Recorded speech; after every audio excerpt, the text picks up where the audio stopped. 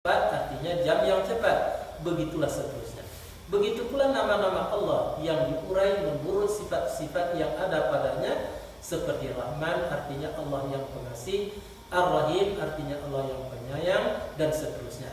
Dan nama-nama yang baik atau Asmaul Husna itu sesuai dengan sifat-sifat kesempurnaannya sangatlah banyak sekali, dan yang sangat populer adalah 99 nama. Jadi bukan 99 itu nama Asmaul Husna sebetulnya, non populer cuma 99. Nah, Allah adalah nama bagi zatnya yang tidak ada satupun makhluk yang menyerupainya. Zat Allah berdiri sendirinya, tidak pernah dan tidak pernah diperanakan, tidak beranak dan tidak pernah diperanakan, tidak tersusun dari apapun juga, tidak bergantung kepada yang lain. Dan kata Allah atau nama zat ini banyak sekali ditemui di dalam Al-Quran, yaitu lebih kurang 2696 kali. Itulah kata Allah di dalam Al-Quran. Nah, dari keterangan di atas berarti Allah nama zat itu adalah merupakan nama yang tercakup di dalamnya semua nama-nama yang agung, Al-Asmaul Husna. Nabi SAW mengatakan dalam hadis beliau yang artinya Allah mempunyai nama-nama yang baik yang kita disuruh berdoa dengannya, dan barang siapa yang menghafalnya maka masuk ke dalam surga. Atau diulang oleh Nabi, dan tidak ada yang menghafalnya salah seorang pun kecuali masuk surga. Jaminannya. Itu perlu dikaji. Yang dikatakan menghafal itu apa? Mengerti. Tapi apa boleh didal Ar-Rahmanur Rahimul Malikul Qudusus Salamul Mu'minul Muhaimin sampai akhir, tapi kita tidak mengerti. Itu bukan hafal namanya. Itu lancar namanya. Lancar. Ya, yang menghafal tadi adalah mengerti. Nah, dan sebuah hadis lagi yang artinya sesungguhnya Allah mempunyai 99 nama, yaitu 100 kurang 1. Siapa yang menghafalnya masuk surga. Sesungguhnya Allah itu witrun, tidak genap. Ia menyukai yang witrun. Hadis ini diriwayatkan oleh Baihaqi dan lain-lain. Banyak ya keterangannya. Kemudian perhatikan pula lah hadis ini yang artinya kita lampaui saja tuh. Seseorang hamba yang menyebut pada pagi setiap hari dan pada sore setiap malam, Bismillahillazi la yadurru ma'asmi syai'un fil ard wala fis sama' wa huwas sami'ul alim. Kalau kita pelajari ya, 3 kali pagi 3 kali sore, maka tidaklah bahaya baginya dari apapun juga. Nabi menjaga. Hadis ini diriwayatkan oleh 6 ahli hadis, tidak seorang loh, 6 orang, yaitu Al-Bukhari, Muslim, Abu Daud, Tirmizi, Nasa'i, dan Ibnu Majah. Serangkan seorang saja dari Sahih, apalagi ini 6. Dari hadis-hadis Rasulullah SAW di atas, kesimpulannya ialah, apa kesimpulannya? Allah mempunyai 99 nama. Allah telah mengajarkan nama-nama itu, menghafal masuk ke dalam surga. Asmaul Husna akan menghilangkan kesusahan, keluh kesah dan sebagainya. Itu contohnya. Nah, jadi beritulah berikutnya. Maka disitulah akan dirasakan nanti Allahu Akbar tadi. Keagungan Allah tidak hanya sekedar diucapkan, tapi kita rasakan di dalam jiwa kita. Rasa itulah maka kita bisa ditanya. Maka untuk itu setelah itu kita cetuskan atau kita usahakan sekurang-kurangnya diwujudkan lagi di dalam bentuk periode Madinah. Dibentuk kali 5 kali sehari semalam. Untuk itu perlu kita peragaan praktek sholat. Bab praktek sholat itu berbicara tentang sholat, tadinya lah mantap makrifat, prakteknya lain. Wujud nyatanya harus dimulai dari istinja dan wudhu atau bersuci.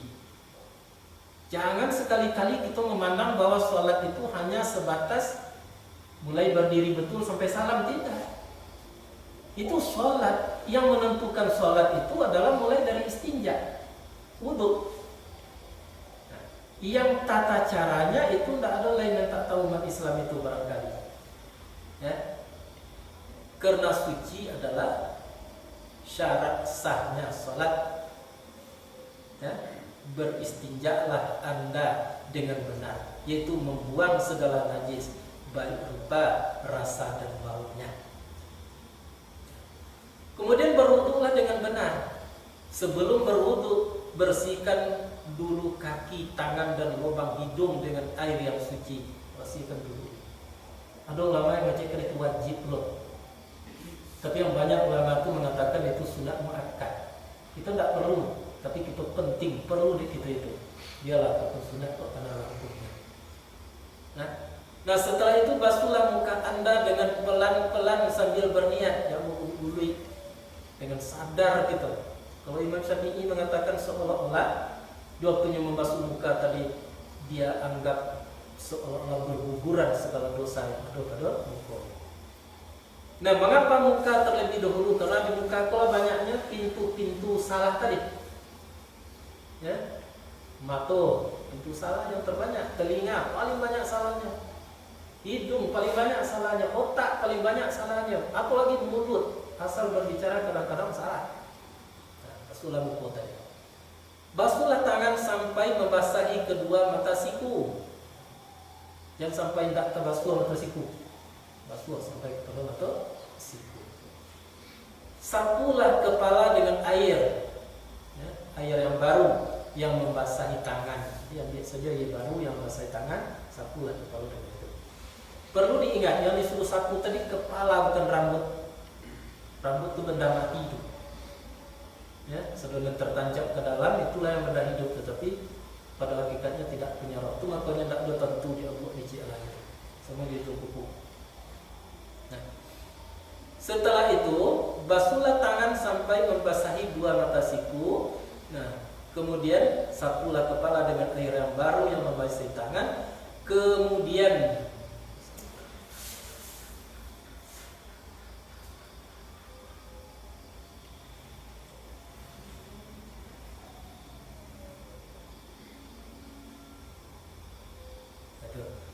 lalu berdirilah di sajadah. Basuhlah kaki sampai membasahi kedua mata kaki, ya. Saat itu semua saraf-saraf akan menjadi bangun. Terasa tuh kalau di mana dia ini, terasa tuh. Jadi saraf-saraf itu tadi dapat kejutan dari yang ini. Menyangkanya, itu makanya di dalam ilmu perdukunan, kan sesuai orang banyak. Ya. Dukun dia dibenci, dia bilang setengah itu dalam pengajian. Tapi sebenarnya dukun itu tak perlu dibenci, bisa salah, bisa tidak, itu sebetulnya. Ya, ini tidak seluruh dukun. Nabi mengatakan asal datang kepada dukun itu haram, bid'ah. Itu terlampaunya pengajiannya. Sedangkan Nabi Muhammad itu tidak seketik itu mengobati orang. Bahkan dalam riwayat itu pernah ditemui seorang sahabat itu keluar matanya itu dari tombak. Lalu datangnya kepada Rasulullah. Kalau Nabi tadi tidak ada dapat jalan lain, tentu pasrah kepada Allah Subhanahu Wa Taala saja. Dia ambil mata tadi di tangannya, kemudian dia baca. Apa dia baca? Tibbil qulubi wa dawaiha wasihhatil absar. Kalau kita jaga, tapi kalau di kita bahwa Allahumma shalli ala Muhammad, tibbil qulubi wa dawaiha wasihhatil absar. Nah, sampai akhirnya dimasukkan atau tadi balik sembuh. Jadi apa ukuran dukun? Tak pernah dibaca. Dukun itu dua macam, ada salah, ada benar. Kalau dukun tadi memakai tak keluar daripada periode Makkiyah tadi kita sebut dan periode Madaniyah, itu benar. Kalau dokter sekalipun kalau keluarnya daripada periode Nabi tadi, berarti salah. Cepat kalau baik. Lalu berdirilah di sajadah dan ucapkan dua kalimat syahadat. Diulang balik syahadat itu supaya jalih balik apa nama kita sembah siakini ko yang datang kepada Tuhan untuk menyembah. Dengan mengakui dan merasakan dengan senyata-nyatanya dalam batin bahwa Allah Maha Esa. Itu kunci. Dialah awal yang tidak berpermulaan, dialah akhir yang tidak berkesudahan. Dan akuilah dengan sebenar-benarnya mengakui bahwa Muhammad adalah Rasulullah, serta rasakan dan rasakanlah serta akuilah keagungan Allah sesuai dengan asmanya. Berdirilah dengan santai seperti berdirinya anak kecil. Tidak boleh mengangkat, ya, tidak boleh menegangkan badan karena ketergantungan akan berpengaruh terhadap jiwa. Tidak berat ke kiri, tidak berat ke kanan, tidak berat ke muka dan ke belakang. Ya. Lemaskanlah seluruh tubuh, dari rambut yang sehelai sampai darah yang setetes, dari lahir sampai batin, menyerah sepasrahnya, sepasrah-pasrahnya secara total. Itu tidak mungkin itu dapat sebelum merasuk jalih keagungan Tuhan tadi dapat. Siapa akan harus menyerah. Nah, saat itulah akan dirasakan tenang sekujur tubuh. Tak ada lagi yang diinginkan, tak ada lagi yang ditakutkan. Harap, takut, rindu hanya kepada Dia. Sunyi, hening, sunyi di balik yang sunyi, hening di dalam keheningan. Semua yang ada seolah-olah sudah tiada, yang ada hanyalah Dia. Tidak ada kudrat dan tiada iradat kecuali dengan Dia. Tiada ada daya dan upaya kecuali dengannya. Hayatilah gambar berikut ini. Gambar berdiri.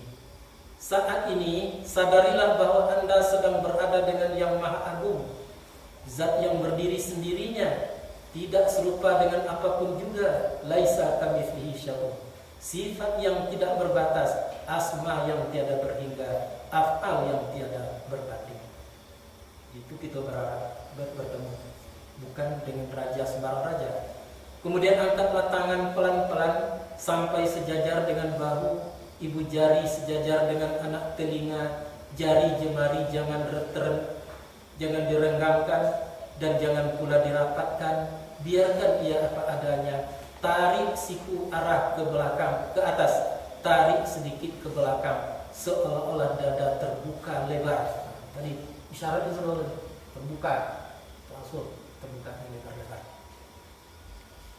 Ucapkanlah Allahu Akbar sambil berniat dalam hati sesuai dengan sholat yang dilaksanakan. Saat itu Anda sudah berada dengan Tuhan. Semua gerak hanya semata-mata karunia-Nya. Semua perbuatan tidak mungkin kecuali karena Dia. Semua ucapan tertuju kepadanya. Tidak ada yang agung kecuali Dia. Tidak ada yang dimaksud kecuali Dia. Tidak ada yang dituju selain Dia. Tidak ada yang disembah kecuali Dia. Kalau perempuan, tangan harus dirapatkan. Nah, kemudian lipatlah tangan sejajar dengan siku. Hadapkanlah aku, diri yang sebenarnya diri, dengan mengucapkan ini wajjahtu wajhiya sampai akhir. Dia Allah akan merespon kehadiran aku, kehadiran jiwa kita akan direspon. Tidak akan ada lagi resah dan gelisah. Batin akan terasa tenang, jiwa akan terasa hening dan bebas dari semua beban perasaan. Tidak ada lagi rasa takut kecuali kepadanya. Tidak ada lagi rasa harap kecuali kepadanya. Dia teruskan bacaan sholat pelan-pelan sambil mengerti akan maknanya. Jiwa seolah-olah mengalir menuju Dia, meninggalkan alam yang fana. Semua yang ada seolah-olah tidak berarti lagi, seakan-akan semuanya sudah tiada. Yang ada adalah Dia. Itu timbul di dalam jiwa suatu suatu gejala, bukan diucapkan dengan lidah itu, tapi timbul tidak dorosnya, ada suaranya sampai situ. Saat itulah antara aku dan Dia ibarat seperti sebuah jarum yang ditarik oleh besi berani. Artinya bukan kemampuan jarum lagi untuk datang kepadanya. Maka aku tersungkur dalam pangkuannya. Aku dibelai, dimanjakan seolah-olah seorang bayi yang tak berdaya dalam pangkuan ibunya. Apalagi yang akan dirasakan sekalipun bayi tak mengerti bahasa ibunya. Itulah khusyuk, artinya khusyuk. Dan di sanalah istana kebahagiaan yang menjadi dambaan bagi semua orang. Pada rakaat pertama, sebelum membaca surat Al-Fatihah, hendaklah berlindung dengan Allah, ya, atau bacaan ta'awuz, yaitu a'udzubillahi minasyaitonirrajim. Kemudian bacalah bismillah sampai akhir. Kemudian teruskan menyadari bahwa Anda adalah dengan Allah. Dia melihat, mendengar dan mengetahui apapun yang Anda lakukan, baik lahir maupun batin, dan lanjutkan membaca Al-Fatihah. Dan setelah selesai membaca Al-Fatihah, nah, bacalah ayat-ayat Al-Quran yang Anda inginkan. Kemudian rukuklah dengan benar. Nah, kemudian sambil membaca takbir Allahu Akbar. Jadi jangan dianggap bahwa periode Makkiyah tidak perlu, periode Madinah saja tidak perlu. Itu salah. Jangan sebaliknya hanya diperlukan periode Madinah saja, periode Makkiyah diabaikan. Salah. Nah, jadi periode Makkiyah membentuk batin, spiritual batin, kemudian periode Madaniyah membentuk perwujudan atau ekspresi dari apa yang telah dilakukan. Maka dalam pengajian majelis taklim disebutlah syariat dan hakikat. Di antara syariat dan hakikat itu harus dijembani oleh cara, sistem. Maka sistem dan cara itulah yang disebut dengan tarikat. Apabila cara itu tidak keluar daripada ketentuan Quran dan Sunnah, benar apapun yang namanya, apapun organisasinya, selama berlawanan dengan Al-Quran dan Sunnah, maka justru apapun namanya, terikat organisasinya, itu adalah tidak bisa dibenarkan. Itulah maknanya. Jadi di dalam buku itu kita akan menemui berbagai macam cara terikat istilahnya.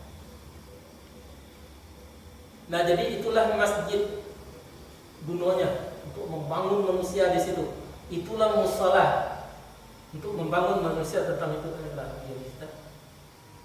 Nah, maka untuk itu perbanyaklah berdoa kepada Allah. Rabbana waj'alna muslimain. Akhir dari seluruhnya itu nanti adalah pasrah tadi, itulah muslim. Menyerah total kepada Allah Subhanahu wa taala dalam setiap situasi dan kondisi, itulah muslim. Maka perintah Allah wala tamutunna illa wa antum muslimun. Nah, di samping itu perjelaslah cara-cara ibadah.